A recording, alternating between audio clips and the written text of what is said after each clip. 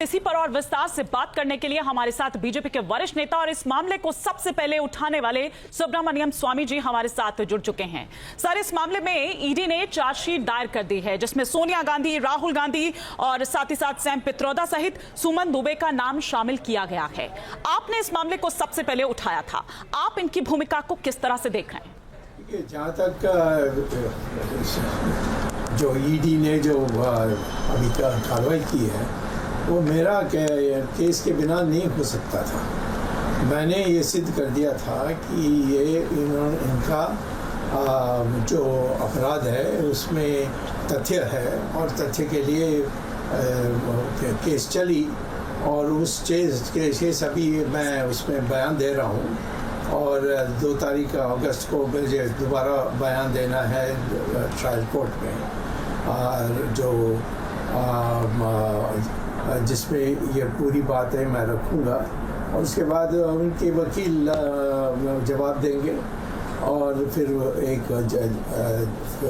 फिर उसके बाद ही उनको अपराधी ठहराया जाएगा कोर्ट से और उसमें अपील कर सकते हैं। वो सब चलेगी प्रक्रिया।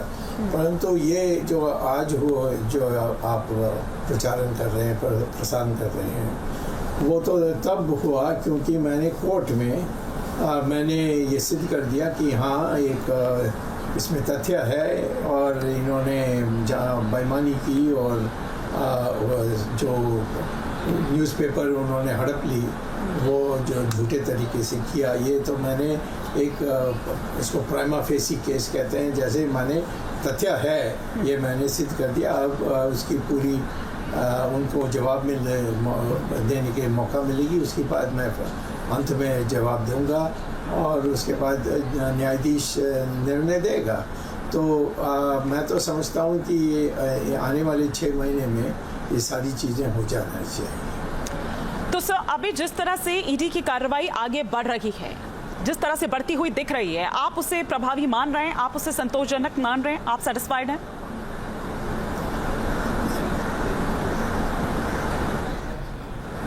बिल्कुल, मैं तो कहता हूँ बहुत देरी आए, वो तो बहुत पहले आ सकते थे। इन्होंने जब नेशनल हेरल्ड के को खरीदने के लिए था तो उन्होंने हवाला से जाकर पैसा लिया, अपना विदेश से पैसा मंगवाया और हवाला वाले को कलकत्ता में दिया और उसका जो पैसा मिली उस पर उन्होंने खरीदने के लिए पैसा दिया। तो ये सारी चीज़ों को बनाने में टाइम तो लगती है और ये भी देरी करने में बहुत तेज़ हैं। तो इनके बड़े बड़े वकील थे, बड़े वरिष्ठ वकील थे, तो ये सारी चीज़ों जितना देर कर सकते हैं उन्होंने देर करने की कोशिश की और आखिर में सारी चीज़ें हो गई है। इसीलिए अब ईडी का तरफ से ये जो कार्रवाई है ये शुरू हुई है। मैं इसको पूरा नहीं करता, मैंने जो जांच की थी और उसकी जो आधार सिद्ध किया था वो नहीं करता तो ये ईडी भी कुछ नहीं कर सकती थी। तो मेरे ये काम होने के कारण, ये सिद्ध होने के बाद उन्होंने इसको उठाया है और उसके बाद जो सज़ा मिलेगी वो भी जोड़ा जाएगा। जो मैं तो 5 साल का सज़ा के लिए मैंने मेरी ये दस्तावेज रखी है और इनके तरफ से भी 20 साल तक जा सकती है। पीएमएलए में बहुत सख्त होता है और फिर उसके बाद इनकम टैक्स भी आने बाकी है। इन्होंने इनकम टैक्स भी नहीं दिया, पैसा ले लिया और इसकी किराए पर उन्होंने जितना पैसा इनके पॉकेट में गया उन्होंने इसको इनकम टैक्स को नहीं बताया। तो अब इसके बाद इनकम टैक्स का भी केस होगा। उसके बाद जो ज़मीन उन्होंने हड़प की थी डीडीए से और वो भी, उसका भी एक केस है। उसमें ये सारा ज़मीन जो बिल्डिंग है सब सरकार के पास आ जाएगा। लेकिन कांग्रेस तो इसे राजनीतिक द्वेष के चलते कार्रवाई बता रही है। आज आप देखिए देशव्यापी प्रदर्शन हो रहा है। आज ईडी दफ्तरों के बाहर किस तरह से उन्हें घेर कर, या फिर आप ये कहिए कि वहां पर ये प्रदर्शन किया जा रहा है कि ये गलत है, ये टारगेट किया जा रहा है।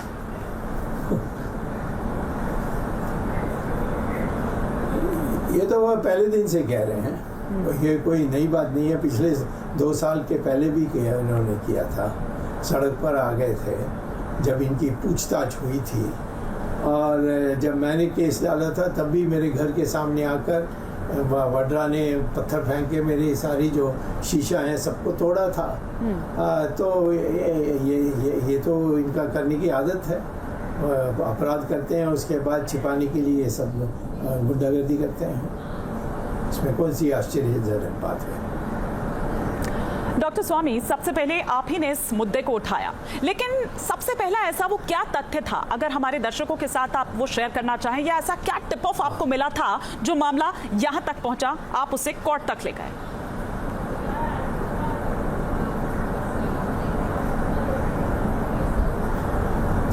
देखिए, हमारे देश में बहुत ईमानदार लोग बहुत हैं, बस डरपोक हैं। तो जब देखते हैं कोई है जो हमारी खुलासा नहीं करेंगे और काम भी करेंगे, और तो वो लोग आ जाते हैं, कहते हैं कि भाई मैं इस डिपार्टमेंट में हूँ, इसमें ये किया है और आपको हम दस्तावेज़ देने चाहते हैं। वैसे शुरू हुआ है और लोगों ने आकर मुझे दस्तावेज़ दी थी और उसके आधार पर मैंने केस डाला था इस कोर्ट में, यहाँ जो इंडिया गेट के पास है, उस जगह में हमने जाकर के केस डाला था। उसमें सुनवाई हुई थी और एक महिला जज थी, उसने बहुत होशियारी से सारी चीज़ों को छानबीन करके फिर उन्होंने अपना निर्णय दिया। उस पर कार्रवाई शुरू हुई और कार्रवाई शुरू होते समय इन्होंने ये झूठा है, वो झूठा है, सुप्रीम कोर्ट तक गए हैं। अब इनको कहीं जाने के लिए कोई जगह नहीं है, अब कोई आगे ऊपर नहीं जा सकते। जो हमारे पास जो ट्रायल कोर्ट है उसी में इनको आना पड़ेगा। मैं वैसे ट्रायल कोर्ट में अभी अपना बयान दे रहा हूँ, ये ख़त्म होने के बाद सोनिया गांधी, राहुल गांधी सबको आना पड़ेगा और कटघरे में खड़ा होना पड़ेगा और उनकी छानबीन होगी और उनकी क्रॉस एग्जामिनेशन मैं खुद करूँगा। लेकिन वो ये कह रहे हैं कि 3 साल लगा लिए, मतलब 3 साल पहले लंबी लंबी पूछताछ होती है, सोनिया गांधी से भी होती है, राहुल गांधी से भी होती है, 50 घंटे तक ये पूछताछ होती है, लेकिन 3 साल बाद चार्जशीट दायर की जाती है। इतने बड़े बड़े वकील इन्होंने मैंने केस डाला तो मेरे सामने आकर बहस करते, इनसे उसके जगह में वो फिर हाई कोर्ट में गए, हाई कोर्ट में सिंगल जज के बाद डबल बेंच में गए, उसके बाद सुप्रीम कोर्ट गए। देरी तो इन्होंने किया था, मैंने कहाँ किया था। तो आपको ये लगता है कि नेशनल हेराल्ड केस में दरअसल कांग्रेस नेतृत्व जो है उसने जानकर इंटेंशनली धोखाधड़ी की, ये पूरी जो प्लानिंग है, ये पूरी जो योजना है वो बनाई थी, ये जानकर किया गया?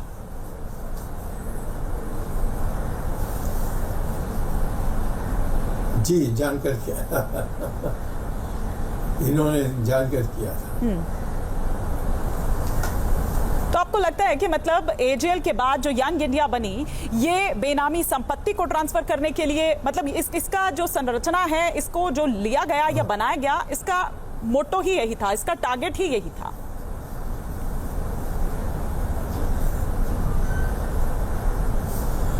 देखिए, इनके पास जिस आधार पर इन्होंने यंग इंडिया बनाई थी उसमें सिर्फ 5 लाख था, 5 लाख रुपए था। अब उन्होंने जाकर 90 करोड़ रुपया दिया। ये जो पेपर खरीदना था, उसकी जो एडवांस सर्टिफिकेट जो भी थी उसको उन्होंने खरीदना था, उसमें 90 करोड़ लगाए। ये कहाँ से आया 90 करोड़? तो इन्होंने जाकर कलकत्ता में जो हवाला लोग हैं उनसे पैसा लिया है।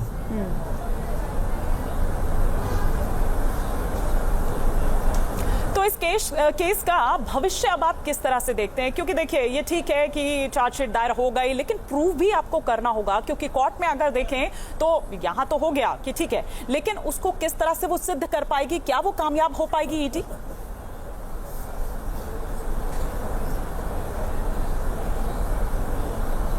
जब क्रॉस एग्जामिनेशन होगा आप आ जाइए। हाँ। देखिए, ये हमारे ट्रायल कोर्ट में पहुंचाइए और वहाँ अपने एजेंट्स को भेजिए, अपने पत्रकारों को भेजिए और वो उनको पता लगेगा कि कैसा होता है। तो मतलब डॉक्टर स्वामी आने वाले टाइम में हम ये देखेंगे कि राहुल गांधी और सोनिया गांधी वो जेल के भीतर होंगे, वो सलाखों के भीतर होंगे, जल्द उनकी गिरफ्तारी होगी, क्योंकि वो 76% शेयर जिसका आप जिक्र कर रहे हैं, यानी कि 38% सोनिया गांधी के पास और 38% राहुल गांधी का शेयर।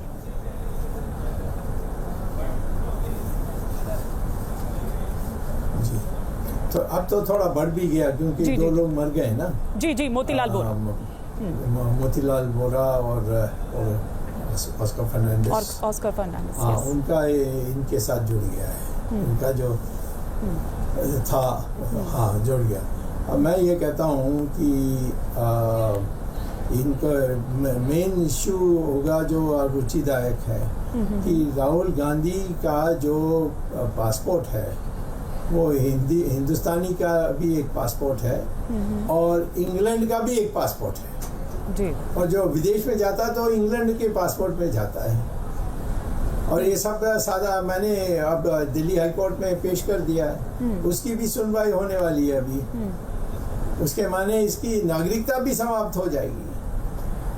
ठीक है, बहुत बहुत शुक्रिया डॉक्टर स्वामी हमारे साथ जुड़ने के लिए। और अब ये देखना होगा कि क्या इसका फ्यूचर यहाँ पर रहता है, क्योंकि एक बार फिर से जो सियासत है वो इस मामले को लेकर गर्मा गई है और आने वाले टाइम में किस तरह से ईडी माननीय न्यायालय के सामने उन सबूतों को रखती है और इन दोषों को साबित कर पाती है। बहुत बहुत शुक्रिया डॉक्टर स्वामी हमारे साथ जुड़ने के लिए। न्यूज नेशन अब व्हाट्सएप पर खबरों के ताजा अपडेट के लिए न्यूज नेशन के इस QR कोड को स्कैन करें